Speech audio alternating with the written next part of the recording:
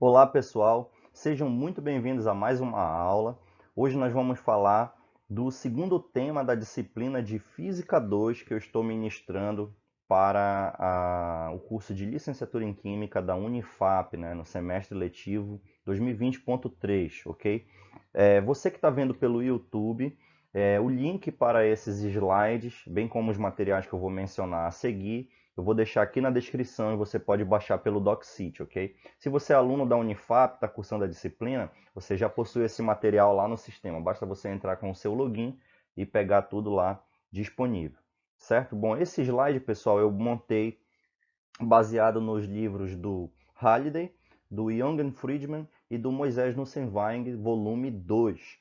E mais uma vez nós vamos dividir o nosso tema em duas aulas, aonde nesse caso da mecânica dos fluidos nós vamos falar primeiramente da estática dos fluidos, né? Chamada hidrostática ou de modo mais geral fluidostática, onde a gente vai falar da introdução até mais ou menos o princípio de Arquimedes, e na próxima aula nós vamos falar da fluidodinâmica, isso é, do escoamento dos fluidos. E a gente vai falar sobre a equação de Bernoulli e outros temas. Beleza? Então vamos iniciar. Mecânica dos fluidos. Mecânica dos fluidos é o estudo do movimento de líquidos e gases. A gente vai definir dessa forma. Esse tema ele faz parte da mecânica, né, de forma geral, que é o estudo do movimento de qualquer objeto, material. Porém, ele recebe um destaque, recebe um tratamento especial em virtude da natureza das grandezas físicas envolvidas, né? Por exemplo, a pressão, densidade, que são introduzidas para se adequar melhor à descrição matemática e ao entendimento desses fenômenos. Beleza? Então nós vamos passar aqui adiante. Se você está vendo aí pelo YouTube, não esqueça de dar já um like no vídeo. Se inscreva no canal, ative as notificações para você ficar informado de todos os materiais que eu vou postar agora daqui para frente, beleza? Vamos lá. Então, para iniciar a nossa discussão, eu trouxe aqui um trecho do livro do Halliday que mostra algumas aplicações, né, que você pode possuir aí na engenharia baseado na mecânica dos fluidos, certo? Então, basicamente, pessoal, existe uma engenharia que se dedica totalmente à mecânica dos fluidos, que é a engenharia hidráulica. Mas existem outras aplicações, né? O engenheiro nuclear, por exemplo, ele pode estar interessado em estudar a vazão da água nas tubulações de um reator nuclear após alguns anos de uso. Já um bioengenheiro, ele pode estudar o fluxo de sangue nas artérias de um paciente idoso. O engenheiro ambiental pode estudar a contaminação nas vizinhanças de um depósito de lixo ou eficiência de um sistema de irrigação. A engenharia naval também pode se dedicar a investigar os riscos de operação de um batiscafo. Existem aplicações na engenharia aeronáutica, por exemplo, projetar um sistema de controle dos flaps que ajuda um avião a pousar, né? Também a engenharia hidráulica, que é usada em espetáculos da Broadway, lá em Nova York, né, e outros, e de Las Vegas, nos quais enormes cenários são rapidamente montados e desmontados por sistemas hidráulicos, viu? Então, claro que essa aqui, aplicações que estão citadas no livro do Halliday se referem a coisas que existem nos Estados Unidos, mas também pode existir aqui no Brasil, e você pode estar aplicando isso uma vez que você trabalhe numa dessas áreas, certo? Bom, também existem várias aplicações, essas aqui eu listei, em Química e Biologia, mais específico, né, para a graduação que nós estamos aqui se dedicando, não é isso? Então, por exemplo, um químico ele pode investigar como a composição de um fluido, isto é, do que ele é feito, né, a matéria, enfim, afeta as propriedades de um fluido, como a cor, viscosidade, densidade, condutividade, capacidade térmica, certo? Então aí o estudo químico sobre um fluido, né? Um engenheiro químico pode desenvolver um fluido para motores que seja um bom lubrificante, né, porém menos corrosivo, certo? Para você usar num carro, por exemplo, né? Um químico industrial, ele pode estar preocupado em aplicar o melhor lubrificante às engrenagens de uma máquina, que não seja inflamável, né? A gente sabe que a máquina, ela opera ali a grandes rotações, então ela vai superaquecer. Como lubrificar sem que esse fluido não seja inflamável? Um bioquímico pode estar preocupado em entender as reações químicas que ocorrem nos fluidos corporais, né? Então, os fluidos eles possuem uma certa composição e eles podem reagir com algum outro composto que esteja ali presente no corpo. Então, como aproveitar ou evitar isso, dependendo da aplicação. Um biofísico, por exemplo, pode estar investigando as movimentações e diferenças de pressões no fluidos pelo corpo. Por exemplo, um entendimento aí sobre a circulação sanguínea, né? A gente sabe que o coração é uma grande bomba de sangue. Então, existem muitas aplicações da mecânica dos fluidos, ok? Isso aqui é para dar uma introdução para a gente poder saber a importância desse tema. Bom, o ponto inicial para que a gente possa iniciar um estudo sobre mecânica dos fluidos é entender o que é um fluido, né? Então, que substâncias são essas das quais nós estamos tratando? Okay? Então, antes de definir um fluido, é fundamental com que a gente faça uma discussão sobre a natureza de cada um dos estados da matéria, né? De forma simples, a gente aprende desde lá os anos de escola, né, que existem esses estados aqui, gasoso, líquido e sólido, né? Quando a gente vai se aprofundar um pouco mais, a gente vai ver que existem não só três estados da matéria, uns falam em cinco, outros falam em sete estados, certo? Bom, vamos lá. Mas, por exemplo, vamos considerar aqui gás, líquido e sólido. Um gás, ele é um sistema desordenado. Então, as qualidades que definem um gás é a baixa densidade, né, e a facilidade de expansão e compressão. Então, um gás ele pode ser facilmente comprimido dentro de um cilindro, por exemplo, ou expandido para preencher toda uma sala, ok? E o gás ele preenche todo o volume do recipiente que o contém. Então, se você pega um frasco de perfume que está ali comprimido, né, ele está na forma líquida dentro de um pequeno volume, mas se você abre, ele vai volatizar e vai ocupar toda a sala. Então, o espaço disponível do recipiente, o gás vai preencher. Um líquido, ele já não é um sistema desordenado completamente, porém, a ordem que está presente no líquido é uma ordem que a gente chama de curto alcance. O que significa isso? Significa que se você olhar uma pequena porção do líquido, ele parece que tem uma ordem entre as moléculas, né? Essa ordem é garantida ali pelas interações intermoleculares que existem dependendo do fluido, né? Por exemplo, no caso da água, as mais expressivas são as pontes de hidrogênio. Então, uma molécula de água, ela está ligada ali com a molécula vizinha através de pontes de hidrogênio. Outros fluidos têm outros tipos de ligação. Isso vai garantir com que essas moléculas elas não se posicionem de forma 100% aleatória. Existem direções específicas nas quais elas vão se orientar, respeitando essa questão das interações intermoleculares. Porém, se você olhar o fluido como um todo, uma região um pouco maior, você vai ver que não existe uma ordem assim tão perceptível, né? Então, ou seja, a ordem do líquido ela é apenas de curto alcance. Ela não tem uma periodicidade aqui tridimensional que você possa dizer que ele é um sistema ordenado, né? Entretanto, o fluido ele já é bem mais compacto que o gás. Desculpa, o líquido é bem mais compacto que um gás. Então ele já tem uma alta densidade em relação ao gás, né? E a dificuldade do líquido é maior em sofrer uma expansão ou compressão. Como as moléculas elas já estão praticamente numa posição que é da ordem da distância interatômica, você não consegue aproximar muito mais elas, né? Se você tenta comprimir um líquido, vão surgir forças ali de repulsão entre as nuvens eletrônicas de átomos das moléculas vizinhas que não vai deixar, ela vai resistir bastante a esse esforço, né, de aproximar as moléculas. O líquido, ele também pode tomar a forma do recipiente. Isso é facilmente observável no nosso dia a dia. Você coloca um líquido em um copo, se o copo for cilíndrico, o líquido vai ficar no formato cilíndrico. Se você transferir ele para uma vasilha que seja da forma de um paralelepípedo, né, você vai ter o líquido ali ocupando aquela forma também de base retangular e uma certa altura. ok? Então o líquido ele já possui um volume não muito variável mais, porém a forma sim é variável. O sólido, pessoal, ele é descrito como um objeto que possui microscopicamente, né, uma ordem chamada de longo alcance, que significa um sólido ele é um sistema ordenado, ok? Então você possui átomos especificamente organizados numa pequena porção, que a gente vai chamar de célula unitária, né, que você pode reproduzir infinitas vezes aqui, né, infinito físico, né, chamado, para todas as três direções e você vai reproduzir a estrutura do sólido como um todo.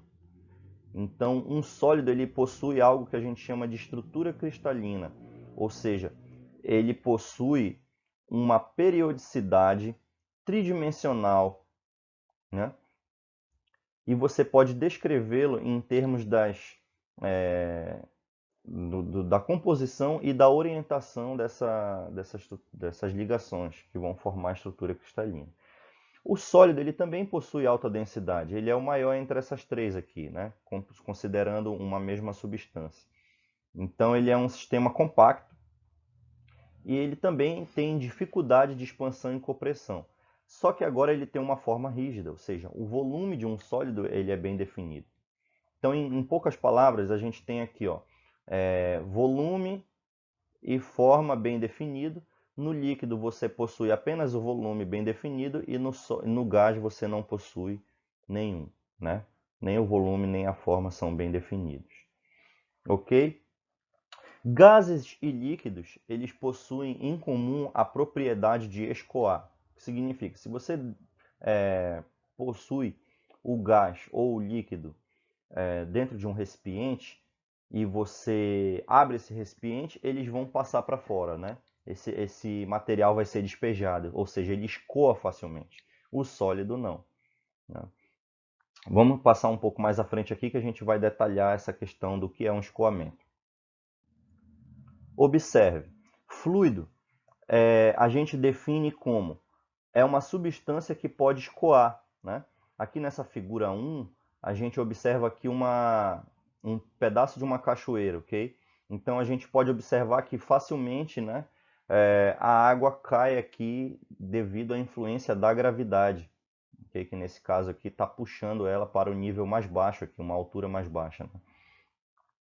Ok? Fluidos assumem a forma do recipiente que os contém. Então, tanto gases quanto líquidos, eles possuem forma variável. Observa aqui nessa imagem aqui ao lado do aquário, né, com o peixinho, que nós temos um aquário aparentemente circular, né, exceto pela base e pela abertura superficial aqui em cima, né? E o líquido que está dentro dele, no caso a água, vai assumir esse mesmo formato. Okay? De forma mais técnica, podemos dizer que um fluido ele não oferece resistência a forças paralelas à superfície, que são chamadas tensões de cisalhamento. Pessoal, é importante a gente discutir isso aqui, ok? Tensão de cisalhamento é o quê? Primeiro vamos entender o que é tensão, pessoal.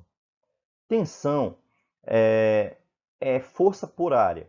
Esse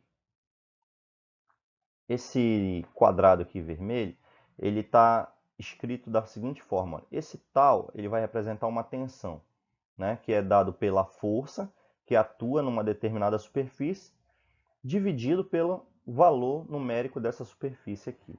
Agora, essa tensão, dependendo da direção que ela é aplicada em relação à área, ela vai receber diferentes denominações. Então, por exemplo, se eu desenhar um versor normal à superfície aqui, né, o que seria isso aqui? Seria um vetor unitário que eu vou chamar de N chapéu, que ele aponta na normal externa à superfície, ou seja, ele está dirigido para fora do volume ao qual a gente está estudando aqui, ó, okay? Através dessa superfície. Comparando as direções entre a força e a área, né, sendo que a área ela vai ser dada aqui, o vetor de área ele vai ser dado aqui pelo valor numérico da área vezes o versor, ok? Devido à diferença de sentido aqui relativo entre a força e a área, a gente consegue definir tipos diferentes de tensão. Então, por exemplo, se a força ela estiver dirigida no mesmo sentido aqui do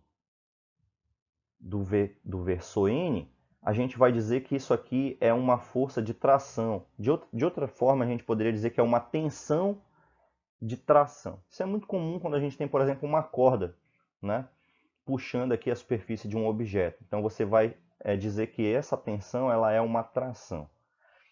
Se você tiver uma força dirigida na mesma direção aqui, paralelo ao N, porém em sentido contrário, ou seja, dessa vez apontando para dentro, você vai ter um esforço ou uma força de compressão. Então essa tensão ela vai ser uma compressão. Também você pode dizer apenas que é uma pressão, ok? O que seria então a força F de cisalhamento? Cisalhamento é quando você tem um esforço que ele é perpendicular à direção da normal externa à superfície. Então, você tiver uma força atuando paralela à superfície, você vai ter uma força de cisalhamento e essa tensão gerada, né, que é a relação entre a força e a área, vai ser chamada uma tensão de cisalhamento. Por que isso aqui é importante no estudo da mecânica dos fluidos? Porque essa tensão de cisalhamento ela vai servir para a gente diferenciar o comportamento de um sólido, por exemplo, para um fluido. O sólido ele resiste bastante a uma tensão de cisalhamento. Se você tentar aplicar uma força aqui paralela à superfície de um sólido, ele vai se deformar até com que as forças internas aqui do sólido, né, as forças entre as moléculas vizinhas dele, equilibrem essa tensão de cisalhamento. Se a deformação for muito pequena, isso aqui vai ser um comportamento elástico, ou seja, no momento que você cessar de aplicar a força, o sólido volta ao seu volume normal. E se você aplicar uma força maior do que um determinado limite, o sólido ele vai sofrer uma deformação permanente, que é chamada deformação plástica, certo? Mas ele não vai retornar ao seu formato original após a força cessar de atuar. Já um líquido e um gás, ele não oferece praticamente resistência nenhuma a uma tensão de cisalhamento, né? Então, um fluido ideal, por que eu digo ideal? Porque eu estou considerando um fluido que não tem viscosidade nenhuma, né? Um fluido ideal, ele não resiste a tensões de cisalhamento. Observem isso. Se eu perguntar qual é o comportamento de um fluido em relação a uma tensão de cisalhamento, você vai poder dizer isso. Um fluido ideal ele não oferece resistência a uma tensão de cisalhamento. Então, o que acontece? No caso de um fluido, vou apagar aqui, ó. No caso de um fluido, a gente pode entender que a estrutura interna dele é como se ele fosse composto de várias camadas, né? Onde essas camadas elas estão aqui colocadas uma sobre a outra e elas podem deslizar uma sobre a outra. Imagina que você tem uma resma de papel, né? E essa resma ela é uma pilha de papéis, um sobre o outro. Então você pode aplicar uma força aqui e você remove uma folha dessa aqui para a direita. Uma folha desliza sobre a outra, ok?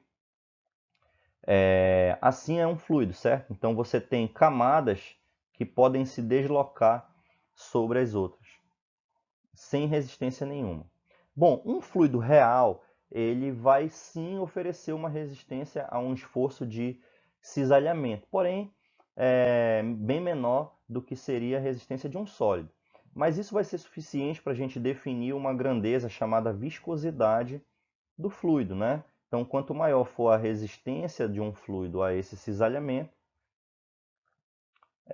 você vai dizer que ele é um fluido mais viscoso, ou seja, isso vai dificultar a capacidade dele de escoar. Então, tem fluidos pouco viscosos, a gente pode citar a água, né? Ou o próprio ar, e existem fluidos muito viscosos, como por exemplo o mel, certo? Ou alguns tipos de óleo, ok? Bom, se o fluido estiver em repouso,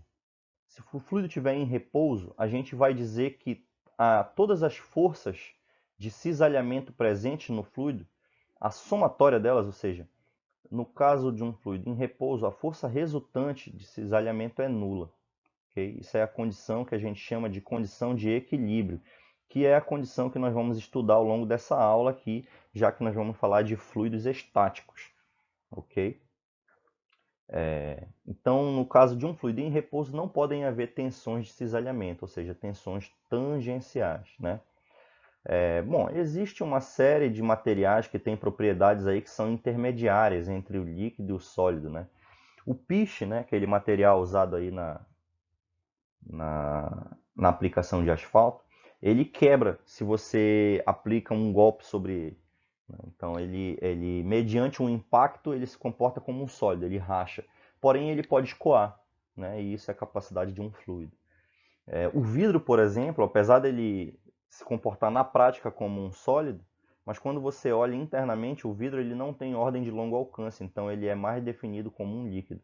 Já foi observado que vidros também podem escoar. Por exemplo, aquelas catedrais europeias antigas que têm 1000 anos de existência, observou-se que os vitrais das janelas eles tinham um formato assim, parecendo como um prisma, né, quando visto de perfil. Isso é reflexo de um certo escoamento do vidro ao longo de 1000 anos, okay? Que fez com que ele se acumulasse mais na base do que no topo. Okay? Então é um escoamento extremamente lento. Então o vidro é um tipo de líquido altamente viscoso. Certo? Vamos passar adiante. Bom, gente, no estudo que nós fizemos anteriormente em Física 1, nós utilizávamos a descrição física dos fenômenos utilizando noções como massa e força, por exemplo. Aqui na mecânica dos fluidos, nós vamos utilizar massa específica, densidade e pressão. Por quê? Dificilmente, quando você está estudando um fluido, você pode considerar uma porção fixa de matéria com uma massa constante, né? E dificilmente você pode também considerar um ponto específico onde você pode considerar que a força está sendo aplicada. Então é mais conveniente, já que você tem quantidades variáveis de massa e você tem forças que são aplicadas a um certo volume ou área do objeto, é mais conveniente você utilizar a descrição em termos de massa específica e de densidade, que eu vou comentar agora, e de pressão, que eu vou comentar no slide a seguir, né? Então, vamos lá. Massa específica, assim, quando a gente tem essa palavra específica, pessoal, já vão gravando essa noção aí. Em geral, você vai ter uma grandeza que ela é dividida pela massa ou dividida pelo volume, né? Ok? Nesse caso aqui vai ser em relação ao volume. Então, quando você tem massa específica, que nós vamos representar aqui pela letra grega ρ, certo? Esse ρ aqui, ó, ela é definida como uma massa de uma amostra do material ou substância dividida pelo volume do material ou substância. Então, se você tem uma certa porção do material ΔM, né, distribuída num certo volume do material ΔV, se você fizer a divisão aqui, ó, entre a massa e o volume, você vai ter a massa específica desse material. Né? Observa que esse ΔM está num certo volume aqui, ΔV, que pode inclusive ser macroscópico, ele tem uma grandeza. Né? Porções desse material pode estar mais compactada num ponto e menos no outro. Significa que um mesmo pedacinho de volume ele pode conter uma diferente quantidade de matéria do que no outro ponto do material. Mas se você considerar que essa massa ela está uniformemente distribuída, você pode desconsiderar esse delta aqui e dizer que a massa específica é simplesmente m sobre v. Então, quando você tem aqui uma massa específica uniforme, você tem apenas m sobre v, ok? E o material ele é considerado homogêneo e uniforme. Homogêneo significa que ele tem a mesma composição em qualquer um dos seus pontos. E uniforme significa que ele possui a mesma densidade, okay? A mesma distribuição de massa. Ok? Então aqui temos um material de massa específica ρ. Densidade é um conceito muito semelhante ao de massa específica. Muita gente confunde um e outro, né? Então fiquem alerta. Vamos entender qual é a diferença entre um e outro. Densidade também é massa por volume. Mas então qual é a diferença, professor? A diferença é que quando você fala de densidade, você pega o volume do corpo ou objeto como um todo e não só do material ou da substância. Vamos entender isso aqui, ó, né?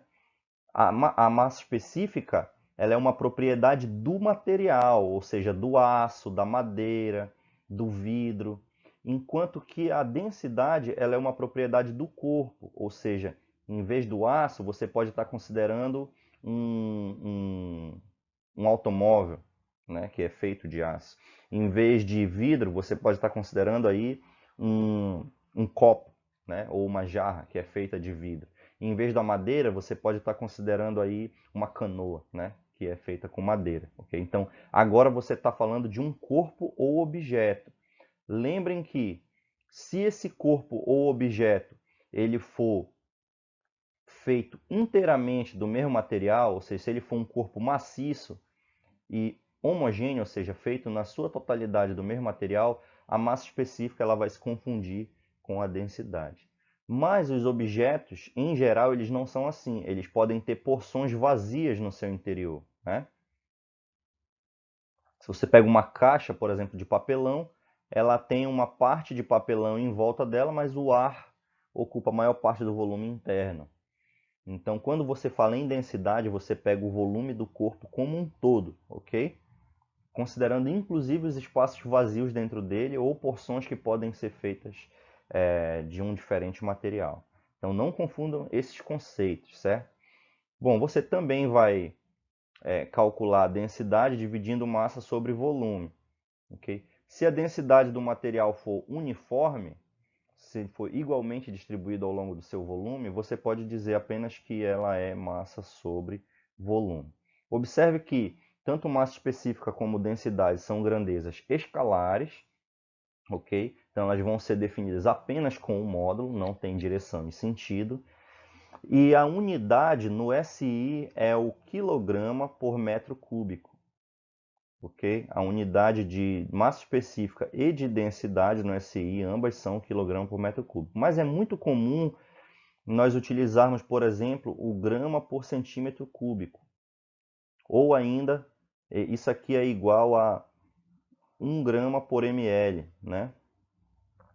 E isso aqui é igual também a 10 ao cubo quilogramas por metro cúbico, certo? Então, é importante saber esses fatores de conversão, principalmente na hora de resolver os exercícios. Vou falar em exercício, pessoal, aqui no link também da descrição tá os exercícios referentes a esse tema que vão ajudar vocês a resolver as listas avaliativas do tema 2, ok? Vamos passar adiante. Olha só, aqui tem um exemplo muito bacana que mostra a diferença entre a massa específica, ρ, né, e a densidade D, certo? Vamos considerar um navio, né? Um navio que está desenhado aqui nesse quadrado aqui à esquerda, ok? Bom, gente, é curioso o fato de que um navio que é feito de aço, né, que possui quase na sua totalidade feito de aço, a maior parte dele, ele tem um ρ, que é uma massa específica muito maior do que 1, ou seja, bem mais denso do que a água, mas o navio flutua, né?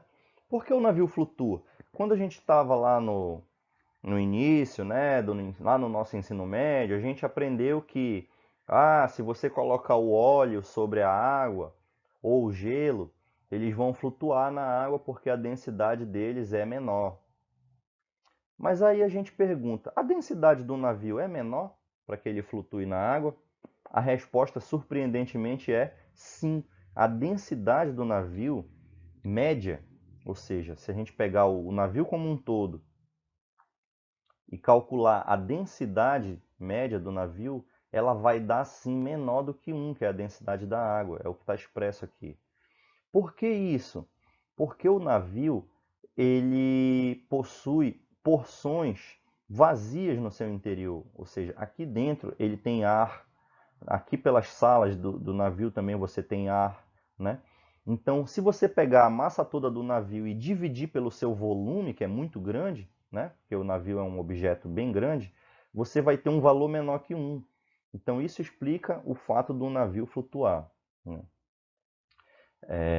Aqui está nesse quadro o que eu tinha dito anteriormente, né? Que é melhor na mecânica dos fluidos você expressar as grandezas em função de massa específica e pressão, em vez de massa e força, ok? Bom, vamos falar agora de uma outra noção que se chama compressibilidade. Isso aqui é interessante também. Muitas vezes, nos exercícios, principalmente sobre mecânica dos fluidos, nós vamos ouvir uma expressão assim, ou vamos ler uma expressão dizendo: considere um líquido incompressível, né? O que significa isso, professor? Compressibilidade, pessoal, é uma grandeza física que ela está relacionada à massa específica. Como assim? Se você pegar, por exemplo, um gás, você pode comprimir um gás. Você pode fazer com que a mesma quantidade de matéria ali, a mesma massa de um gás, ela ocupe um volume consideravelmente menor. Ou seja, a massa específica dos gases varia consideravelmente com a pressão. Isto é, vamos desenhar aqui um pouquinho. Se você tiver um gás aqui, num recipiente que tem um volume V, existe uma massa M do gás aqui, ó. Então eu vou ter uma massa específica, ρ, que é M sobre V, ok?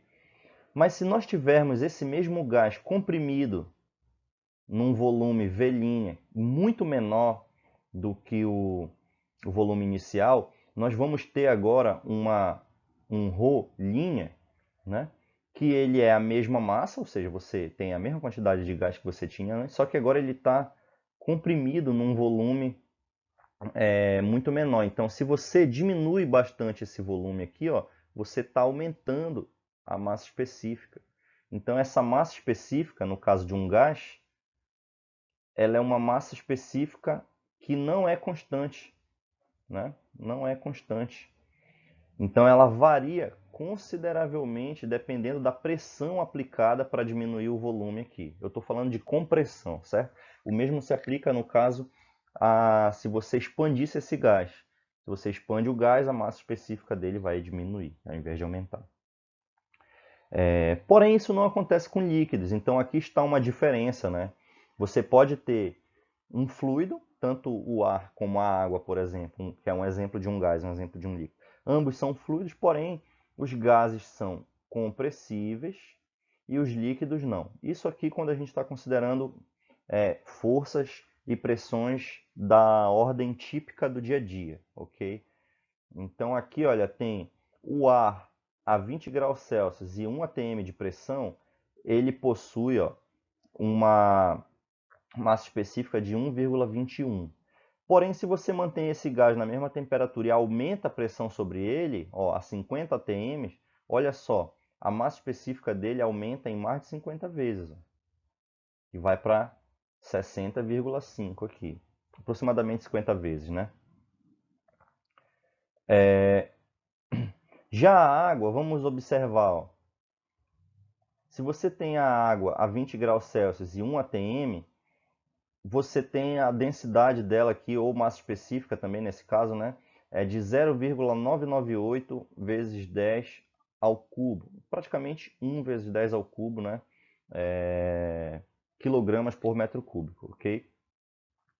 Se você aumenta 50 vezes a pressão sobre a água, você vai ter um aumento milimétrico apenas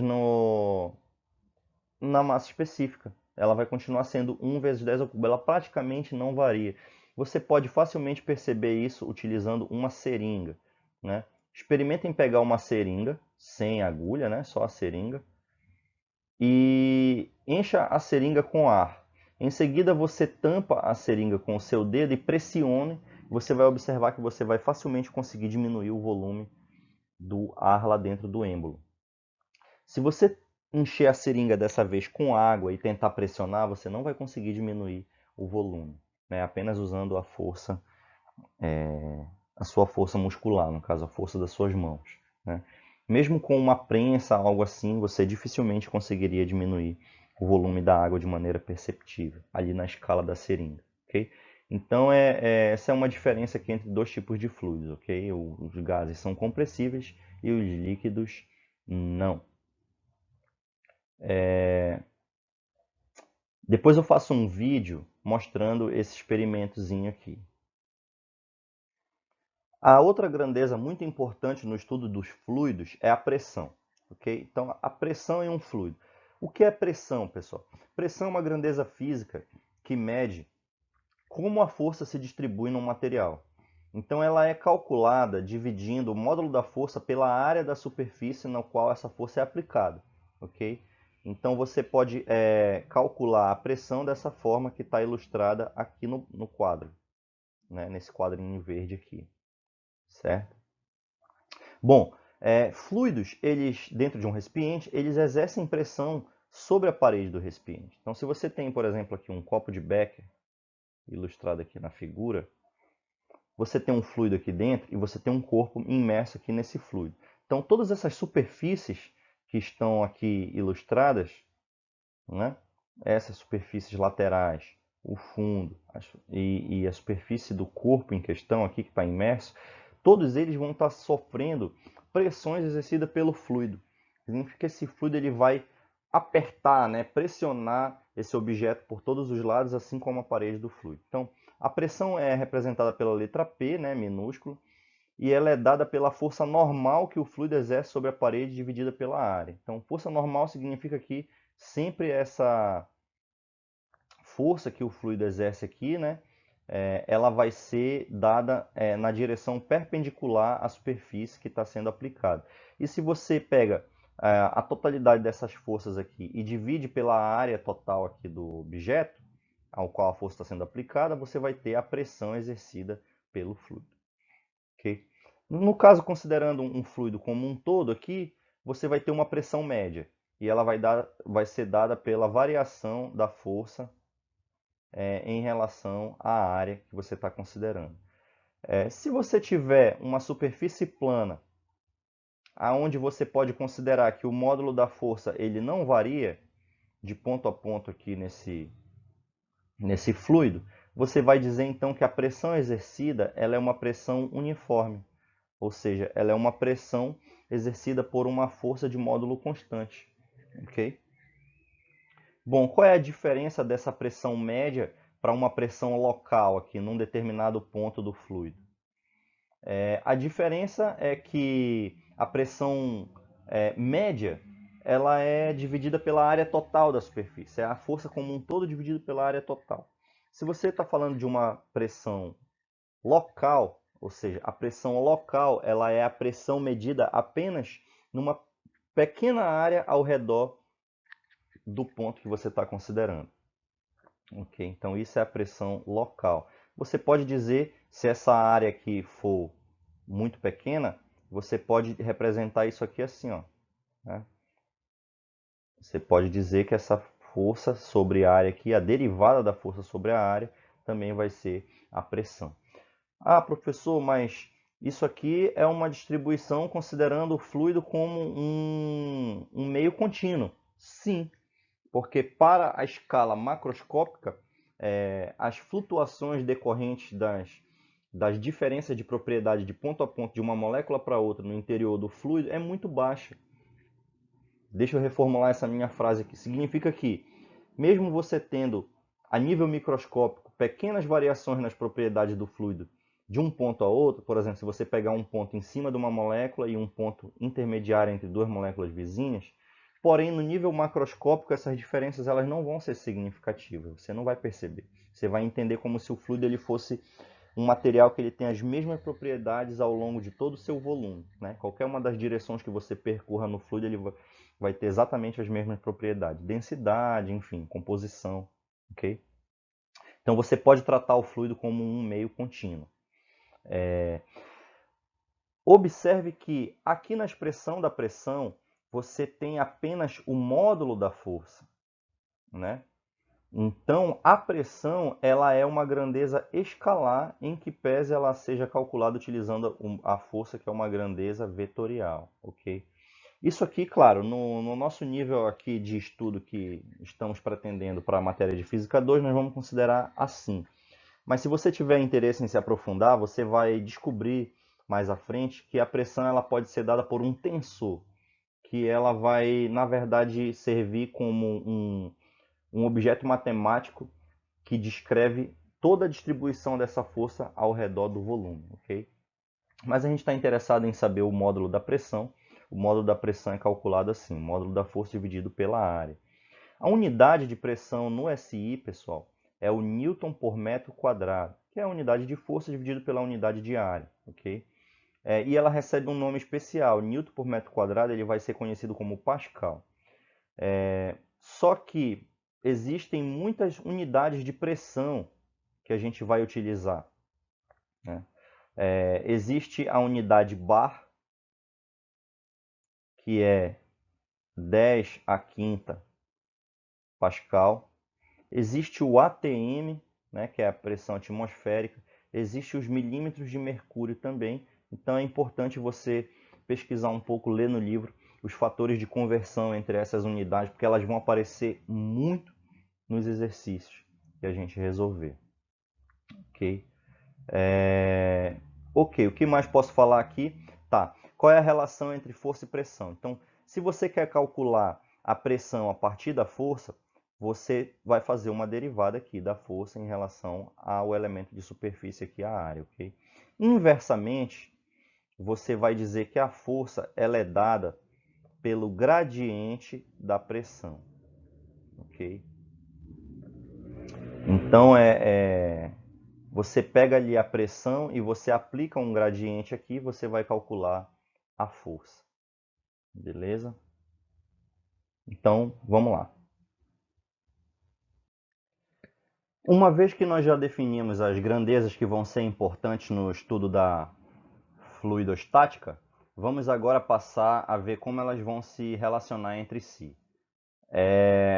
O fluidos em repouso. Então, a pressão de um fluido em repouso, a pressão hidrostática, certo? Ela varia com a coordenada y da seguinte forma. O y para a gente, pessoal, vai ser a coordenada aqui na direção vertical. Muitas vezes vocês vão ver na literatura escrito z, mas aqui, como a gente está pegando só em duas dimensões, vai ser o y, tá? Então, a pressão num ponto 2, que está colocado aqui, ó, numa altura mais abaixo, ela é a pressão num ponto 1, que está colocado mais acima, aqui na figura que está aqui no slide, ó. A altura y1 ela é a altura da caixa d'água e a altura y2 é a altura da torneira, tá?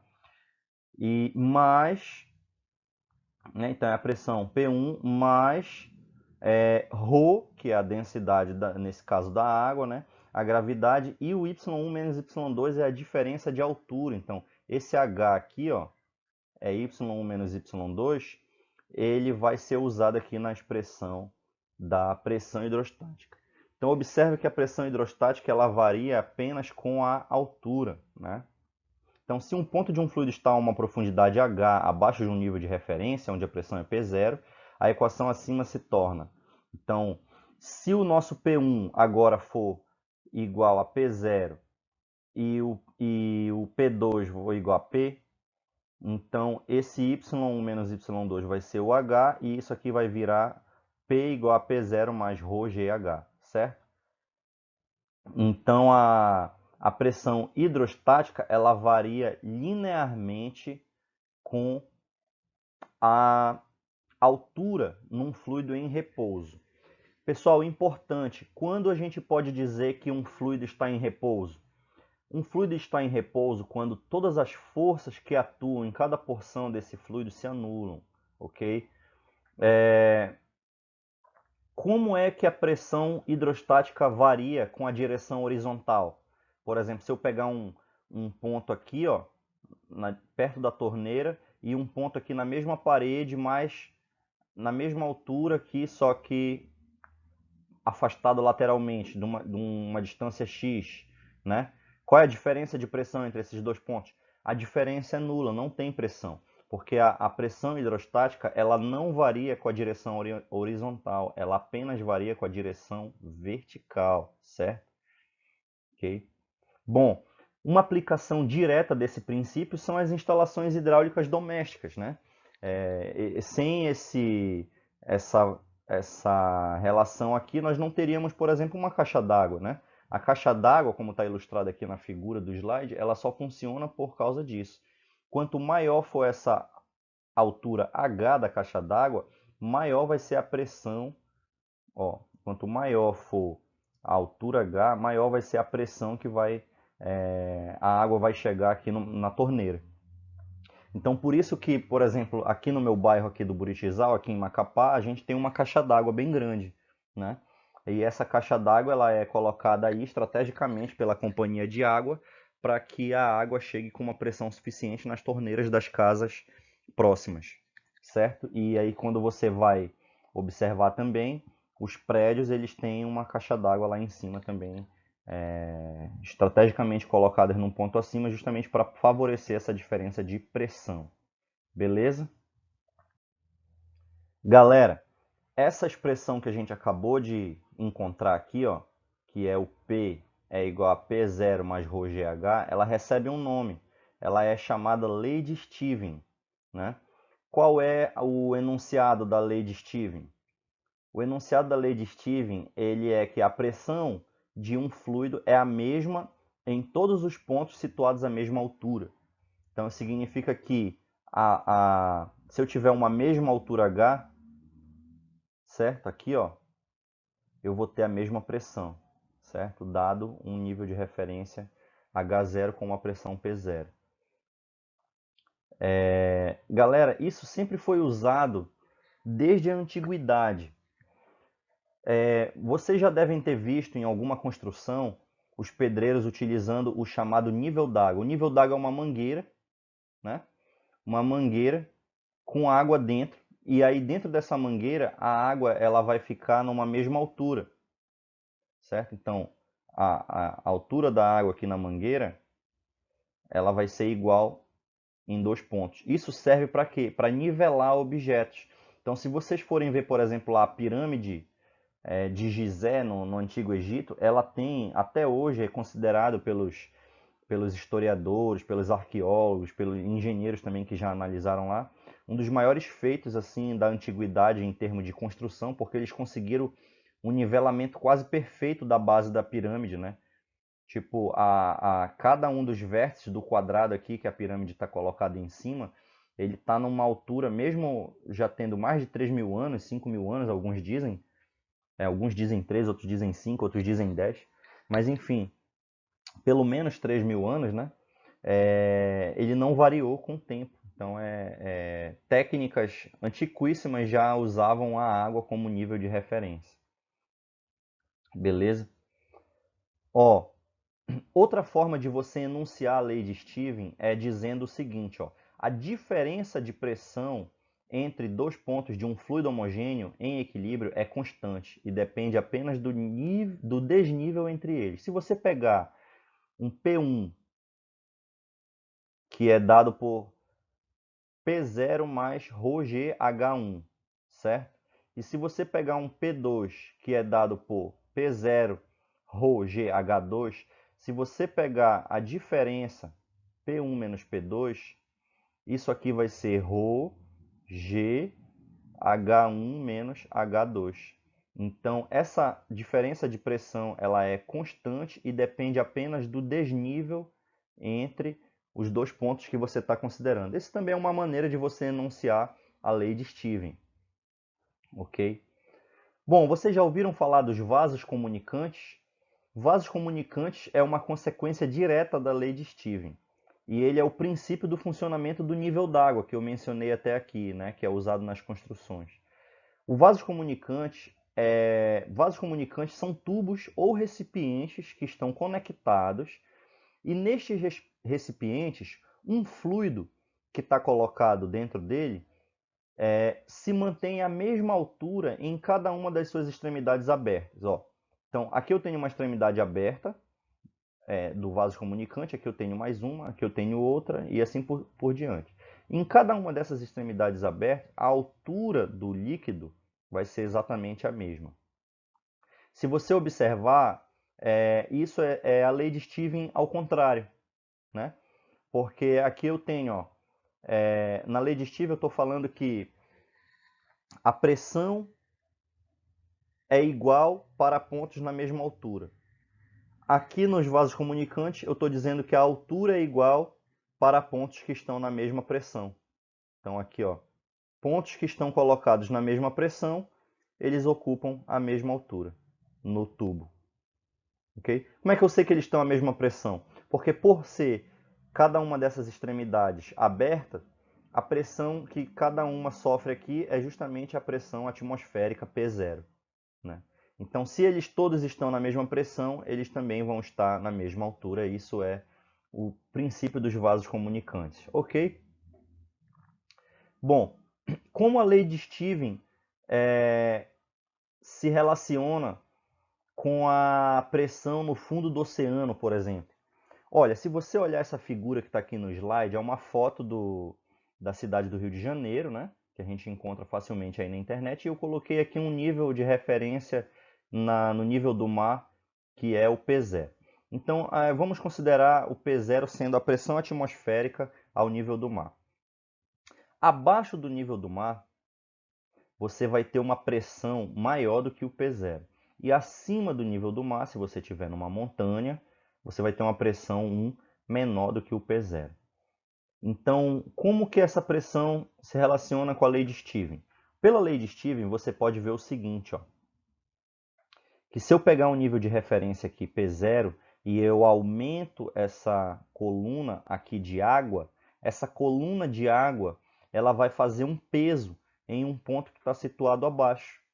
Esse peso dividido pela área dessa região aqui vai me dar uma pressão maior. Então, abaixo eu tenho uma pressão ρGH, que é densidade da água, gravidade, altura, que nesse caso aqui é profundidade, tá? E eu vou ter um aumento de pressão. Já se você tiver acima, o ponto acima,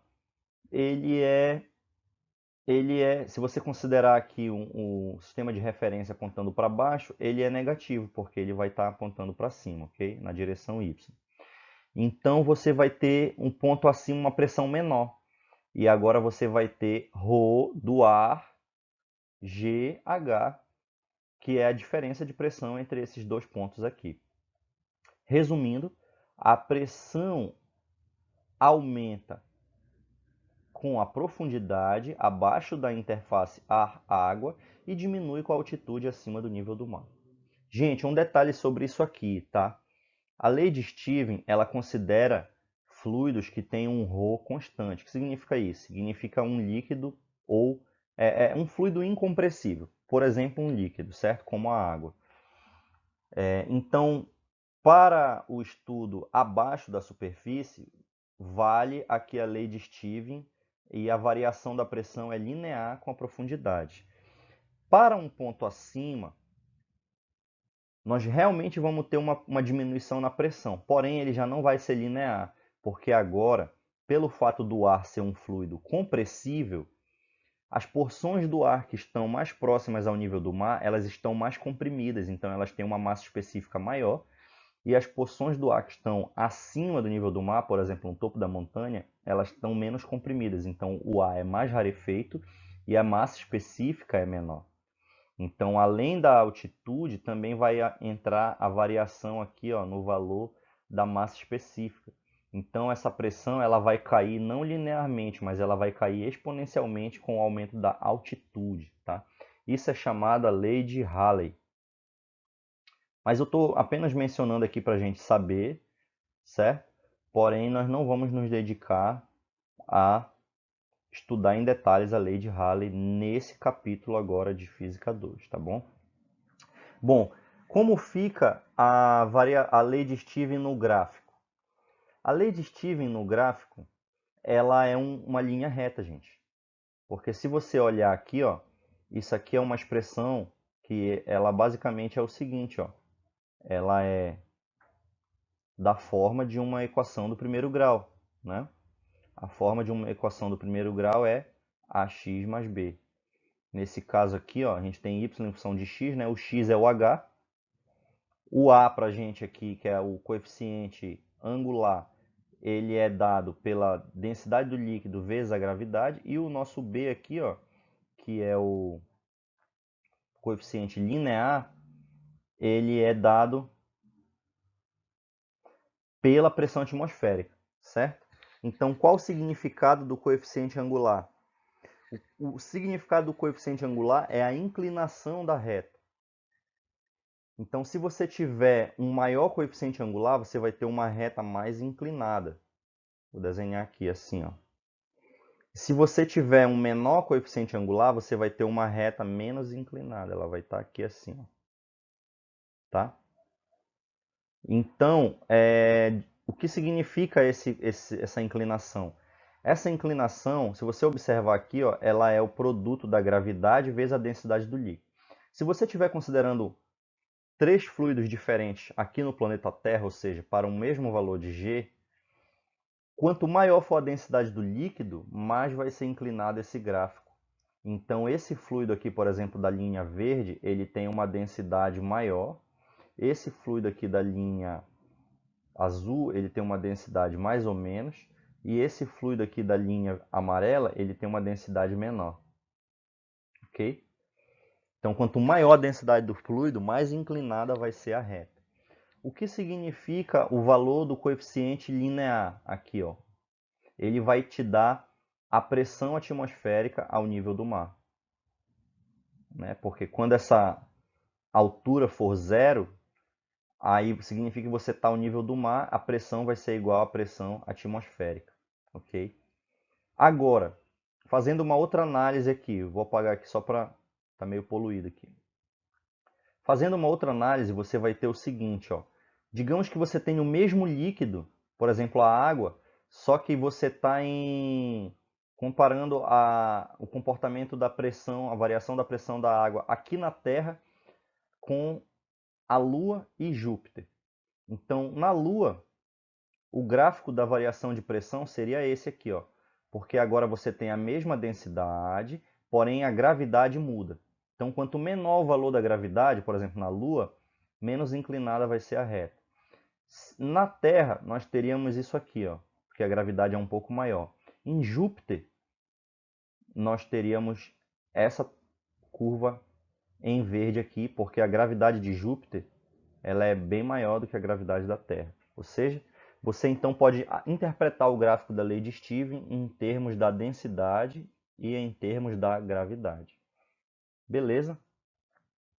Então, entendido isso aí, vamos passar adiante. Vamos analisar agora, com mais cuidado, os termos que aparecem na lei de Stevens, certo? Galera, cada um daqueles termos que aparecem na lei de Stevens, essa que está colocada aqui embaixo, tá? Lei de Stevens, eles vão receber um nome específico, certo? Observem que tem três termos aqui, ok? Nós temos esse aqui que é o P e nós temos esse aqui que é o P0. Então, a pressão absoluta, atmosférica e manométrica. Tomando o nível de referência na superfície de um fluido, P0, é a pressão atmosférica. Então, essa aqui, ó, é a chamada pressão atmosférica. Okay? Ela é a pressão que é exercida aqui no nível de referência, que é a altura de um fluido colocado num tubo de extremidade aberta. Okay? Então, se você tem um tubo aqui, ó, na extremidade aberta desse tubo, a pressão exercida na superfície do fluido é exatamente a pressão atmosférica. Já o P é a chamada pressão absoluta. Então, por exemplo, num ponto colocado abaixo do nível da superfície do fluido, qualquer que seja esse ponto, certo? Você vai observar a existência de um determinado valor P de pressão, ok? Observe que esse valor da pressão absoluta, ele vai obedecer à lei de Stevens, ele vai ser o mesmo para pontos que estão situados na mesma altura H. Digamos que seja esse aqui o H. Não, eu vou usar outra letra, porque eu já vou usar o H daqui a pouco ali. Eu vou chamar isso aqui de Z, tá? Digamos que aqui seja um Z, ok? Então, esses pontos vão estar na mesma pressão. Essa pressão aqui é a absoluta, ok? Então, essa pressão P é a pressão absoluta. A pressão manométrica agora é a diferença entre a pressão total, que é a absoluta, e a atmosférica no mesmo ponto. Então, quem vai ser a pressão agora manométrica? A pressão manométrica vai ser a pressão exercida pela coluna de líquido que está colocado acima desse ponto que a gente está analisando. Observe que a pressão manométrica aqui no tubo em U, ela varia, né? Ela varia, por exemplo, aqui no meu lado direito, aqui o fluido verde, vamos colocar aqui na cor verde, ó, certo? Então, o fluido que está aqui em verde, ele tem uma densidade 1, aí gravidade, e ele vai estar numa altura 1, que é essa altura aqui, H1, ok? Já o fluido que está aqui à esquerda em vermelho, que no caso aqui está representado pela água, ele vai ter uma densidade 2GH2, ok? Esse H é essa altura aqui. Então, observe que a pressão manométrica, ela varia no tubo em U, certo? A depender do fluido que está colocado aqui. E a pressão absoluta é a mesma em pontos situados à mesma altura. E a pressão atmosférica é a pressão na extremidade, na superfície aqui da interface do fluido com o ar. Ok? Não tem mais como errar isso aqui, né, galera? Então vamos passar adiante. Antes disso, como que eu posso relacionar as densidades desses fluidos aqui, ó, com as alturas? É simples, né? Você pode fazer o seguinte, ó, já que as pressões são iguais, ó, se eu chamar aqui de ponto, vamos olhar aqui para a figura de novo. Eu vou chamar esse ponto aqui de A e esse ponto aqui de B. Observa que esses pontos eles estão colocados na mesma altura. Vou escrever aqui do lado direito, ó. Então, se eles estão na mesma altura, a pressão em A absoluta é igual à pressão absoluta em B. Pela lei de Stevens, eu sei que essa pressão absoluta aqui, ó, em A, ela é P0 mais ρ2GH2. E isso aqui tem que ser igual a P0 mais ρ1GH1. Como a pressão atmosférica é a mesma dos dois lados, eu posso cortar. Vai sobrar isso aqui, né? ρ2GH2 é igual a ρ1GH1. Você pode mais uma vez cortar isso aqui e você pode arrumar essa expressão para que ela termine assim, ó, H1 sobre H2 é igual a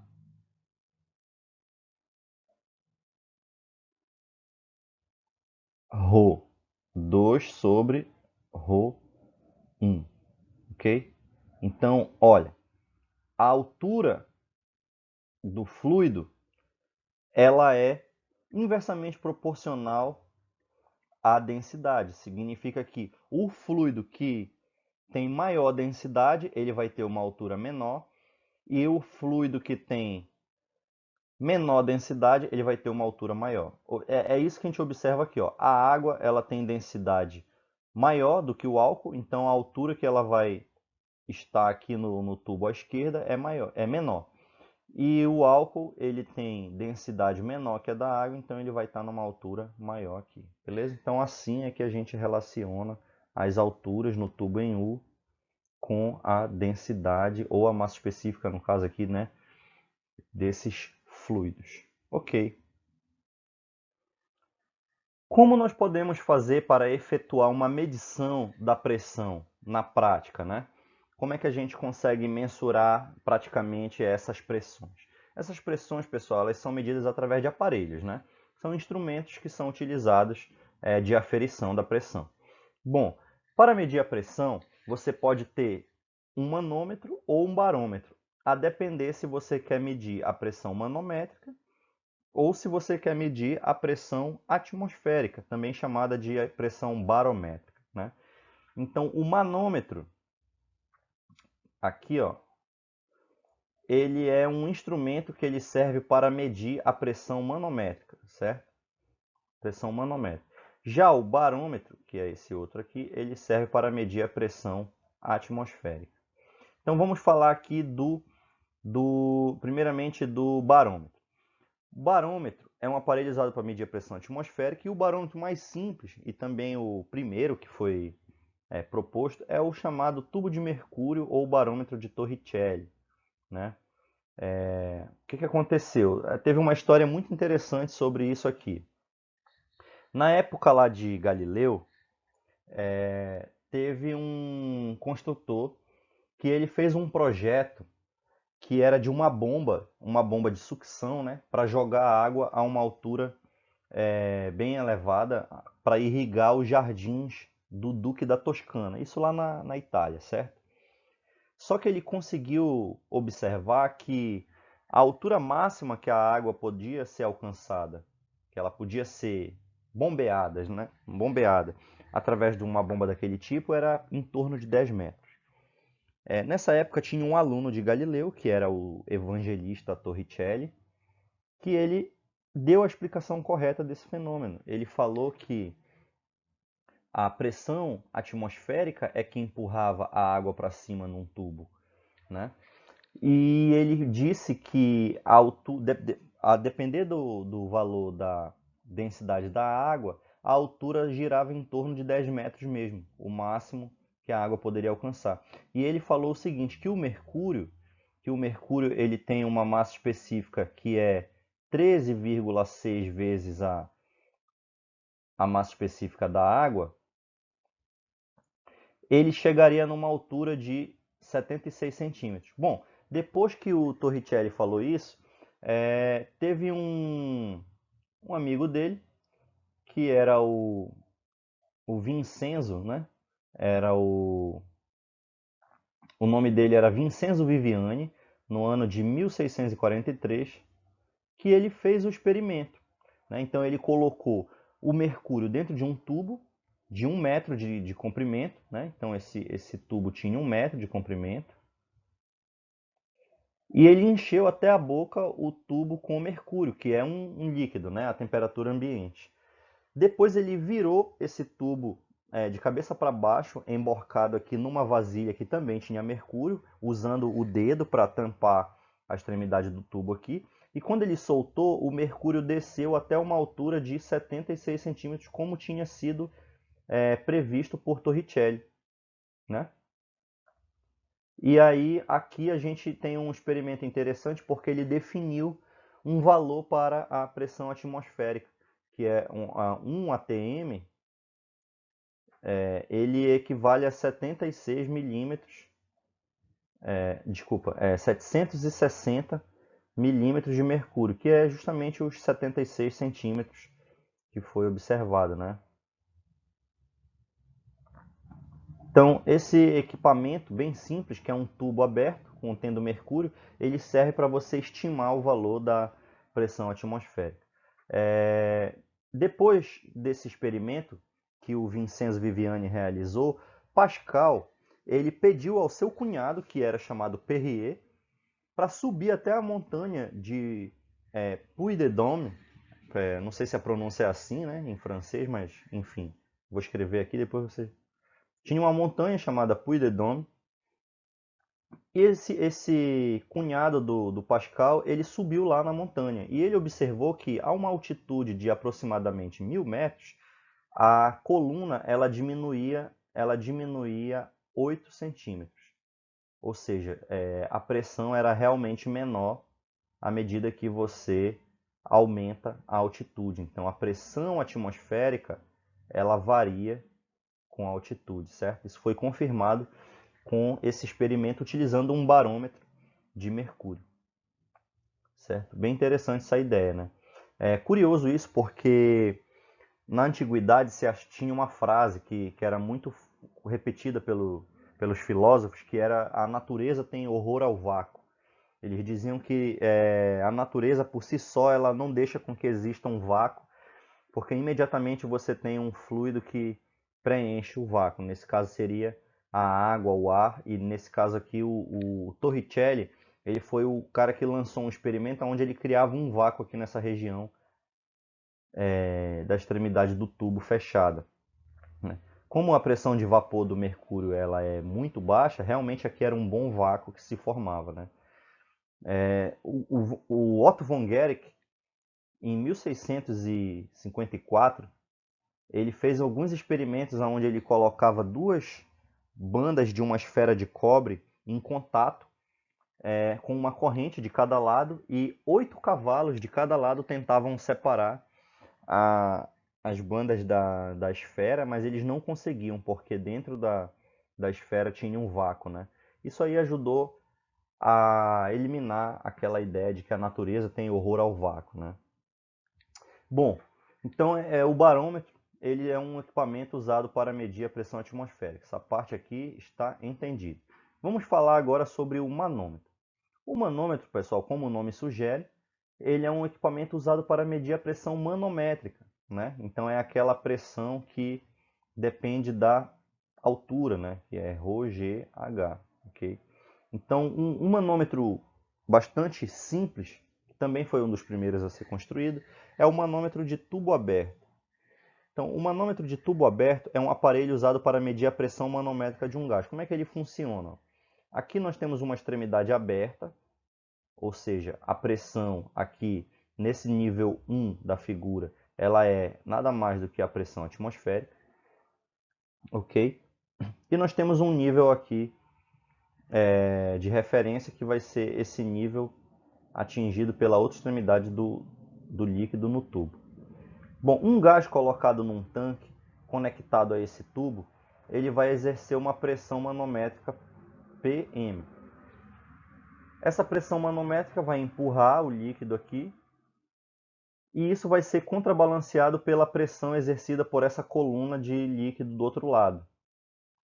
Como a gente sabe que pela lei de Stevens, essas pressões absolutas aqui no mesmo nível elas têm que ser constantes, a pressão exercida pelo gás vai ser igual à pressão manométrica do outro lado, ρGH, certo?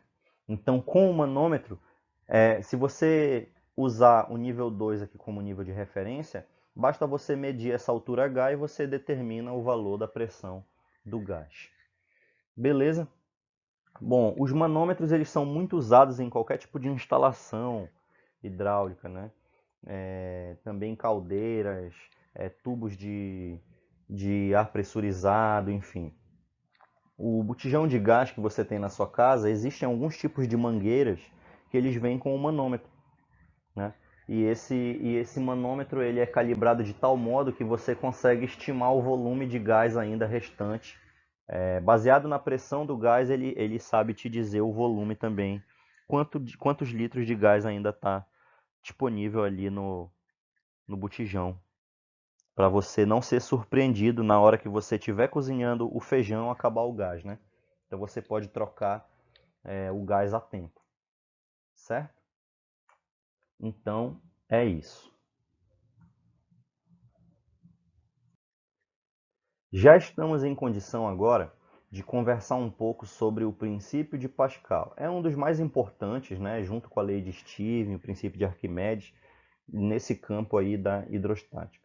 Qual é o enunciado do princípio de Pascal? Ele afirma que uma variação de pressão aplicada a um fluido incompressível, certo? E homogêneo, ele se transmite igualmente a qualquer ponto, ou seja, a todas as partes, né, do fluido e as paredes do recipiente. O que significa isso, galera? Vamos ver aqui, ó. A gente já sabe lá pela lei de Stevens como calcular a pressão em um dado ponto P do interior do fluido. Mas e se eu variar essa pressão? Como é que eu faço isso? Exercendo uma força em uma das extremidades do fluido. Digamos que eu tenho um fluido aqui preso num recipiente com um certo volume V, ok? Bom, se eu tiver um êmbolo de tal modo vedado que o fluido não consegue escapar aqui pelas laterais, sendo esse líquido incompressível, e eu adiciono um objeto aqui em cima que tem um certo peso P, ele vai exercer uma força para baixo. Essa força distribuída ao longo dessa área do êmbolo, ela vai me dar uma pressão. Então eu vou ter uma variação de pressão, né, em relação a que eu teria se eu não tivesse nenhum objeto colocado aqui em cima. Pascal, ele enunciou que cada ponto aqui do fluido, em que pese as pressões absolutas sejam diferentes, porém a variação de pressão que o líquido experimenta é igual para todos os pontos. Então, esse ponto aqui, ó, colocado numa posição P1, ele vai sofrer um ΔP, que é o mesmo de um ponto colocado aqui numa posição P2. Ele também vai sofrer um ΔP, ok? É isso que significa o princípio de Pascal. Tá bem. O princípio de Pascal, pessoal, ele apareceu num livro que Pascal escreveu chamado Tratado sobre o Equilíbrio dos Líquidos, né? Que ele é do ano de 1663. E qual é a principal consequência desse princípio? A principal consequência é que você consegue multiplicar forças, né? Que ocorrem num dado ponto do fluido necessário para garantir a mesma variação de pressão. Vou comentar um pouco sobre isso no próximo slide. Bom, qual é um fenômeno do cotidiano que a gente pode observar essa aplicação do princípio de Pascal? Nós temos um tubo de pasta de dente. Um tubo de pasta de dente, quando você pressiona ele de um lado, a pasta imediatamente sai do outro. Ou seja, você aplicou uma variação de pressão em uma extremidade, ela se transmitiu ao longo de todo o fluido, que é o creme dental, né? E ela saiu aqui do outro lado, ok? Vocês já ouviram falar também da manobra de Heimlich?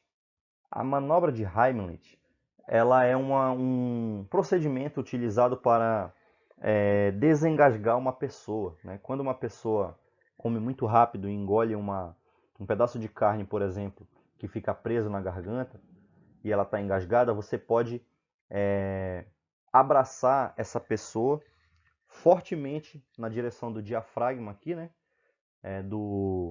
Acima do estômago um pouco, e você vai exercer um apertão que vai fazer com que o ar seja empurrado para cima ao longo do esôfago e a pessoa acabe cuspindo ali o pedaço de carne que está engasgando, e evita com que a pessoa morra, né? Então a manobra de Heimlich é uma aplicação direta do princípio de Pascal, ou seja, uma variação de pressão transmitida integralmente por um fluido, nesse caso é o ar. Você também pode fazer vários experimentos, como por exemplo macaco hidráulico, a prensa hidráulica, a bomba hidráulica. Eu também me proponho a fazer vídeos sobre esses experimentos e postar no canal para vocês em seguida, ok?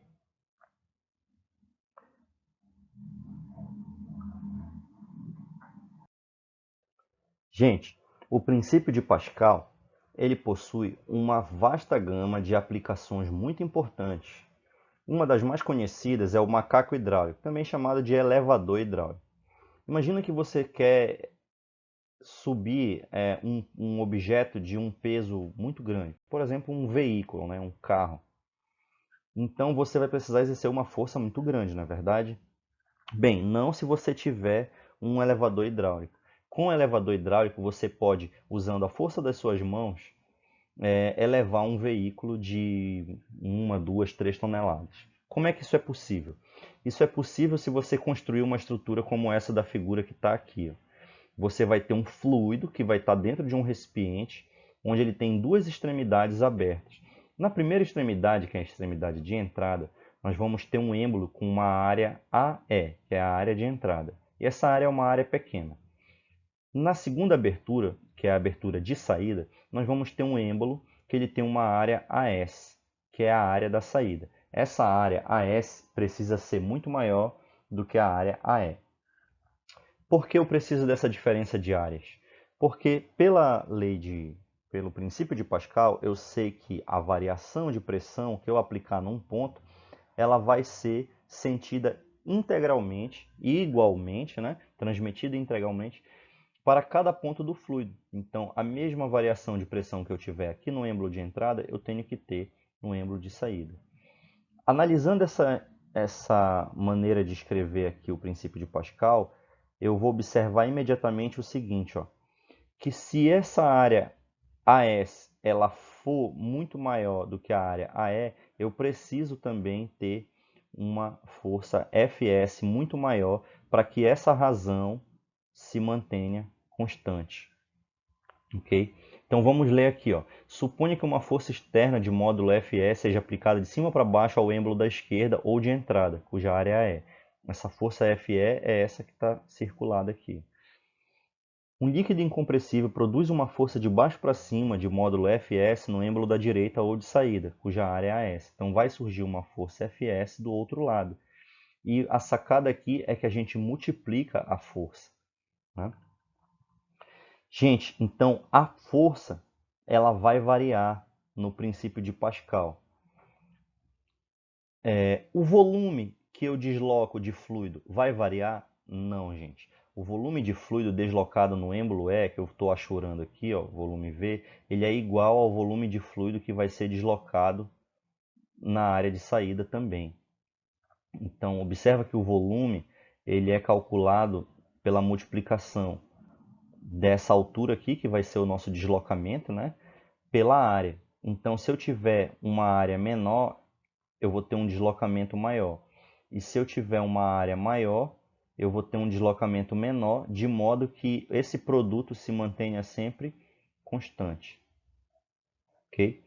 A mesma coisa acontece com o trabalho. Ó. No lado esquerdo, que é o êmbolo de entrada, eu tenho um grande deslocamento. Por quê? Porque a força é pequena. Já do lado direito, eu tenho uma força grande. Em contrapartida, o deslocamento é pequeno.